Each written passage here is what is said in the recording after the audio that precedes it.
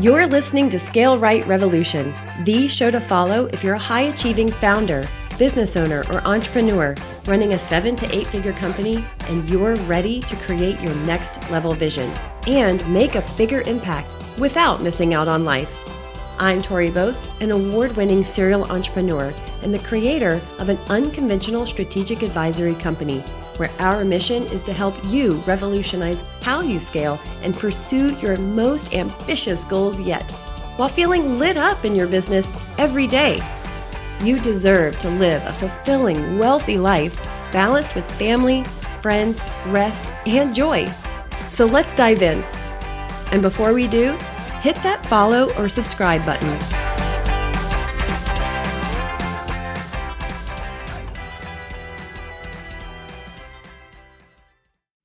Fulfilling your greatest potential may be overrated. Ooh, this may be a bit controversial, but I'm gonna say it. I almost can't say it with a straight face. I believe it, and I don't. So let's explore this. We're digging into reaching your greatest potential, what it means to live up to your greatest potential, and how not to. In other words, how to fail to reach your potential on this week's episode.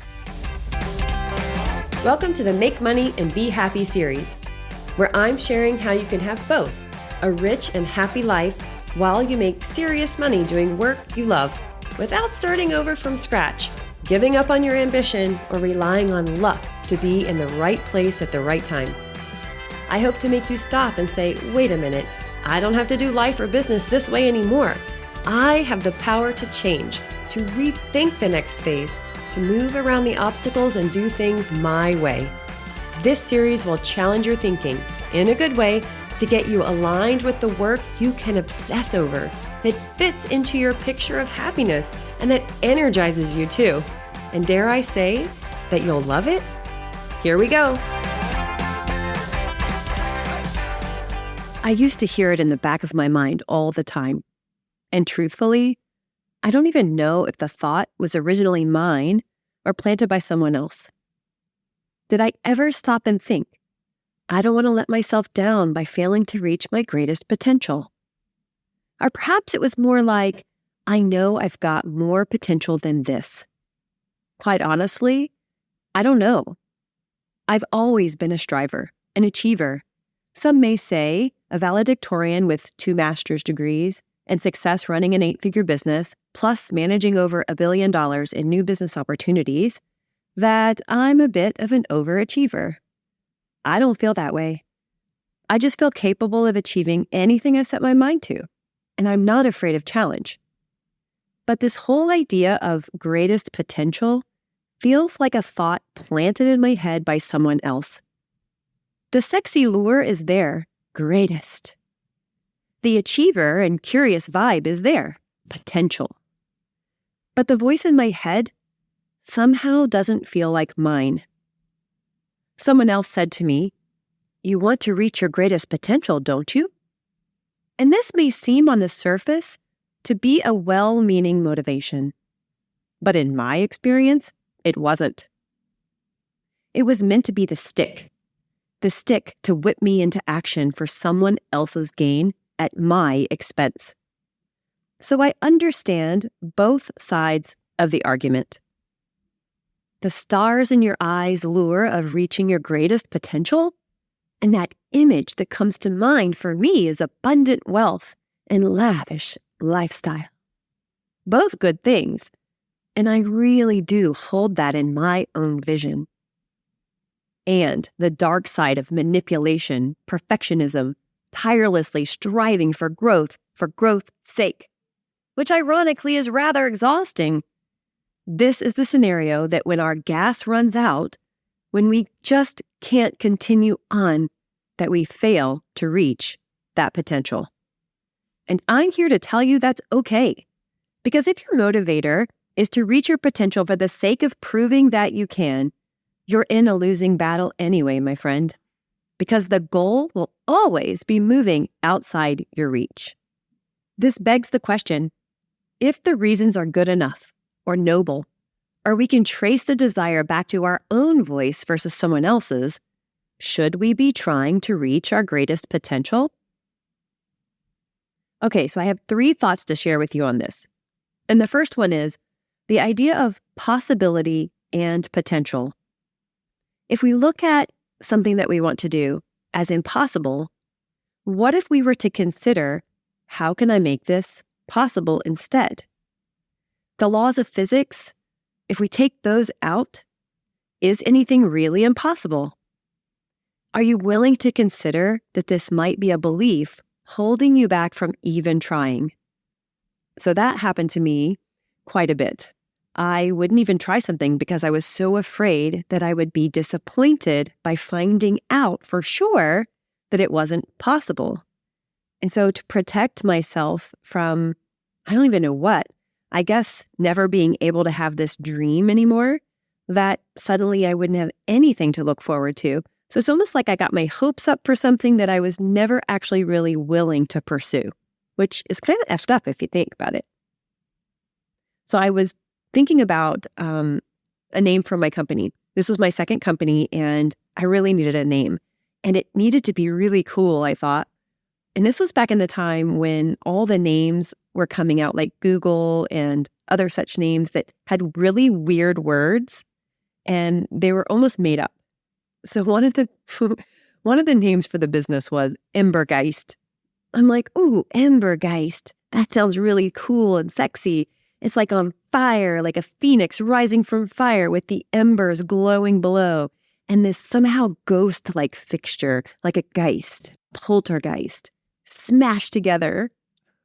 I don't know what I was thinking.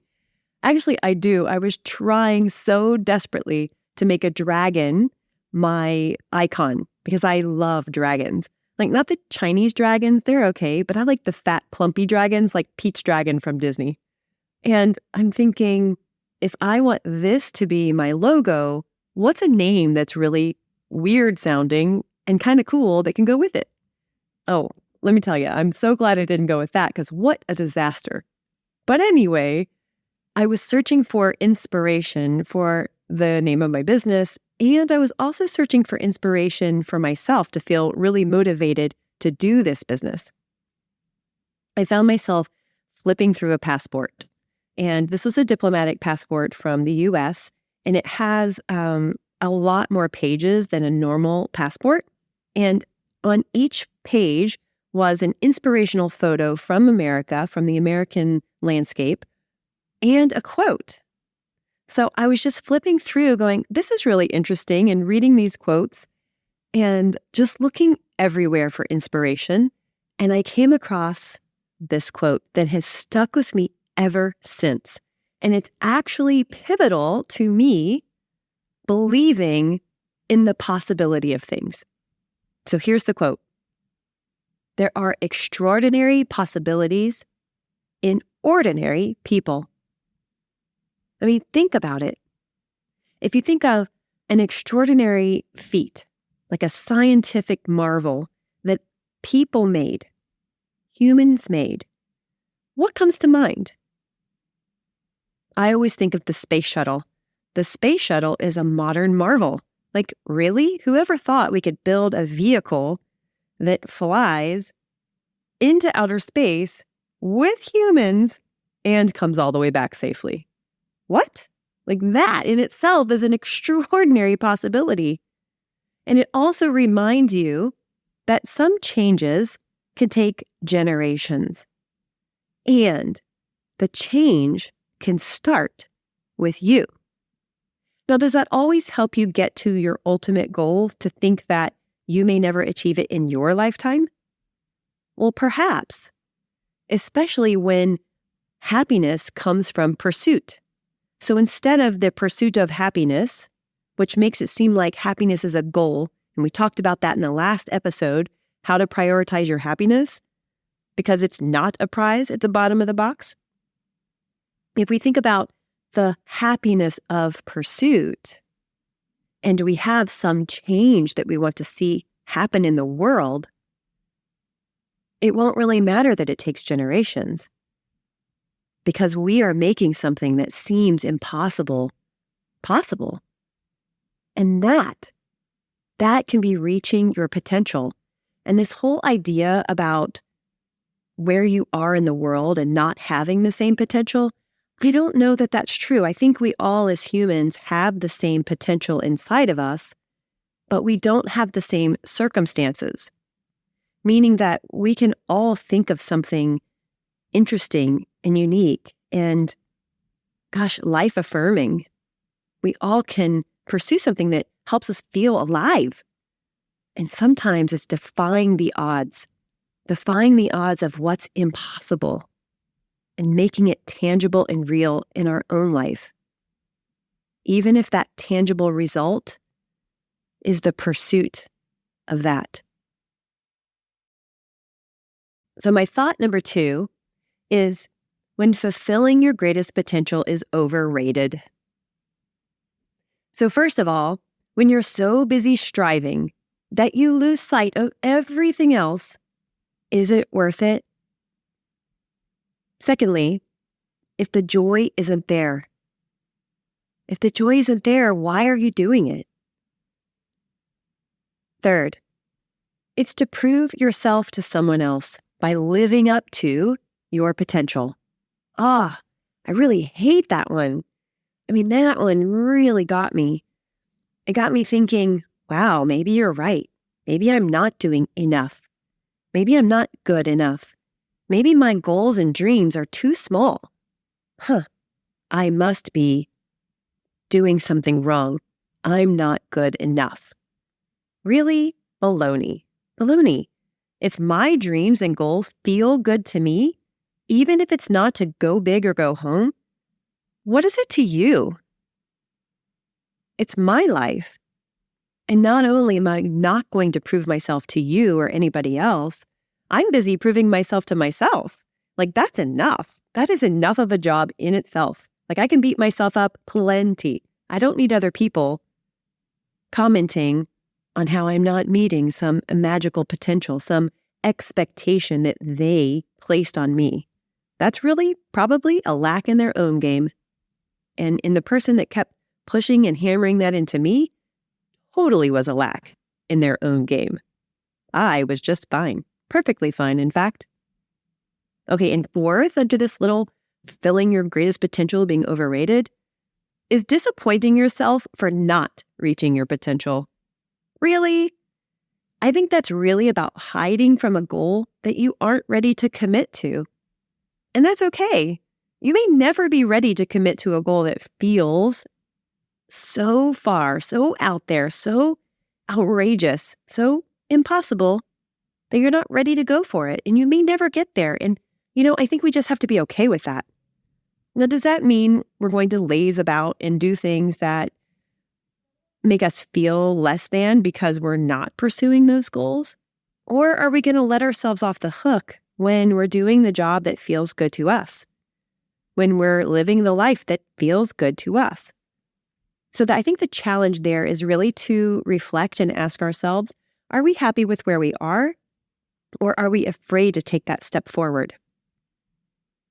And I was in that place, that teetering on that line for so long. And I used to beat myself up because it took me so long to figure it out, so long to get my feet under me and to gain traction. I was questioning if it was even good enough to be doing what I was doing already. Oh, that's terrible. So sometimes that push to reach your greatest potential, or really it's that emptiness you feel, that sunken feeling of, I'm not reaching my greatest potential. That's when you really have to take a hard look at, what are you even doing? What are you doing it for? Okay, so thought number 3. This is my favorite. You were born with potential. You can't help but reach it. What is all this striving for? Living your life is up to you. Of course, you're going to do what you feel like doing in the moment. And sometimes it's pushing yourself and driving hard for that goal. Sometimes it's recognizing that you're stuck in fear and you take that away and say, if I weren't believing that I would fail, if I weren't afraid to disappoint myself, if I weren't afraid that I was really right that that thing is impossible, that I'm right, that that's impossible, and all of a sudden I have no hope left. If you were to take all that off, like I did, can you imagine what's possible? So my first thought around this is your dream is possible. And how can I be so sure? Because I truly believe that you wouldn't have the dream if you didn't have what it takes to make it happen. And remember back earlier when I said that you may not reach the ultimate outcome in your generation, but you can be the one to take that first step. No matter how impossible that dream is, if you never take a step, you're not going to make it happen. Will you feel wasted? Will you regret not taking a chance? Will you regret not taking that step? That really is what you have to come to grips with. My second thought on this is when you create it, it won't look like anybody else's path.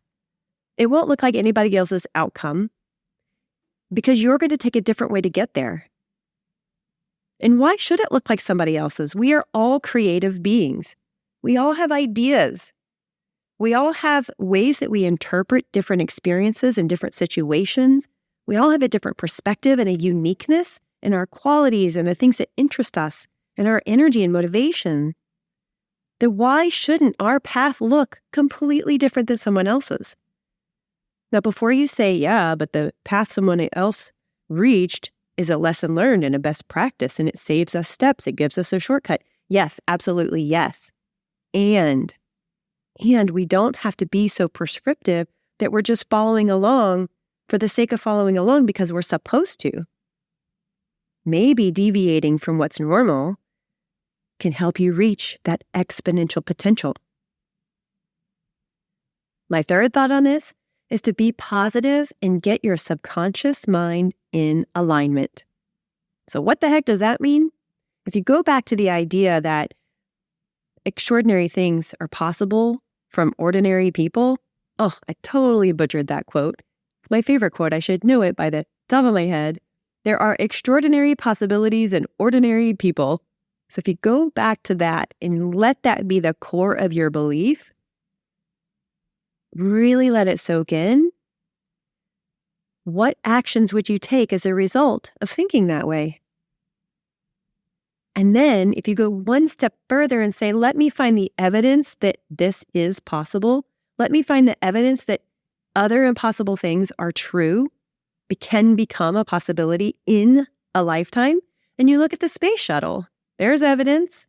You may not have worked on it, but it shows you that people really are capable. Isn't it about capability?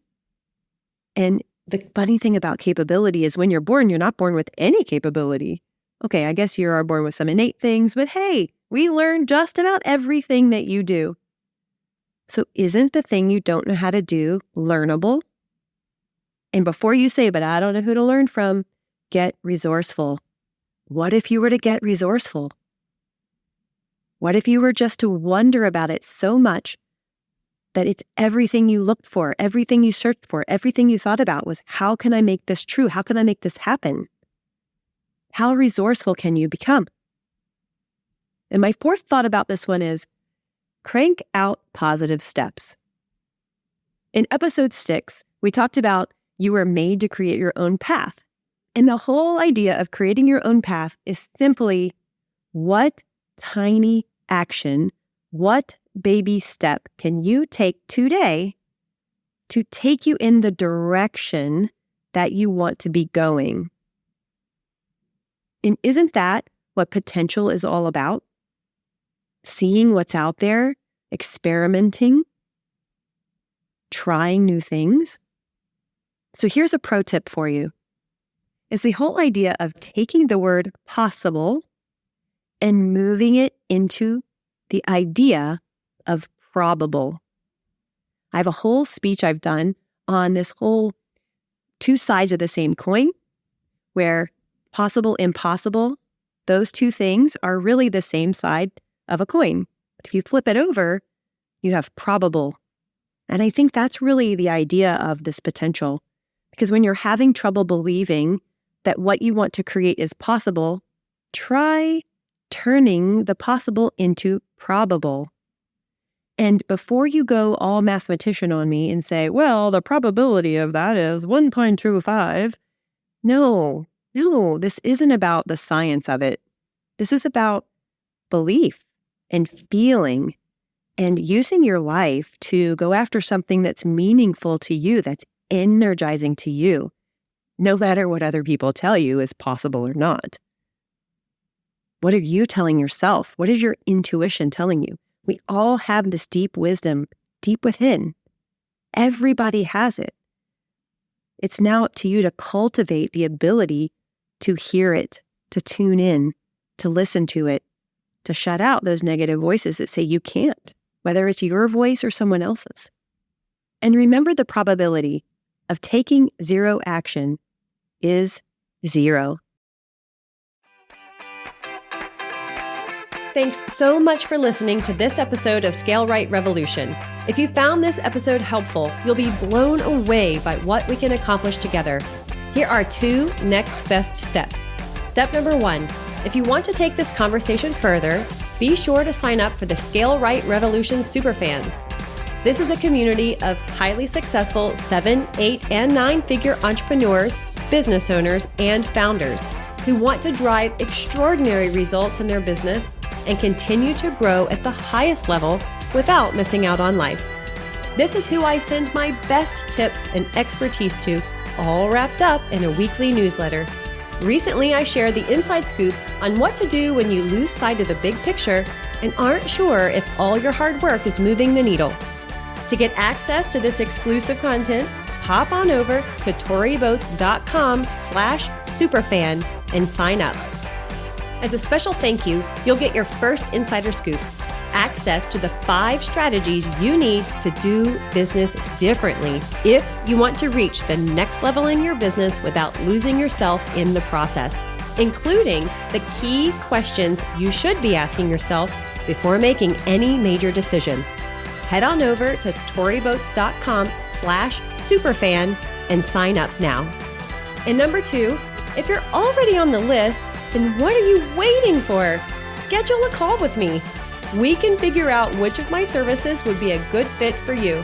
I have a variety of ways to support you in helping you grow your business through a 360-degree smart strategy, plus identifying gaps and connecting the dots to a solution custom made for you is my superpower.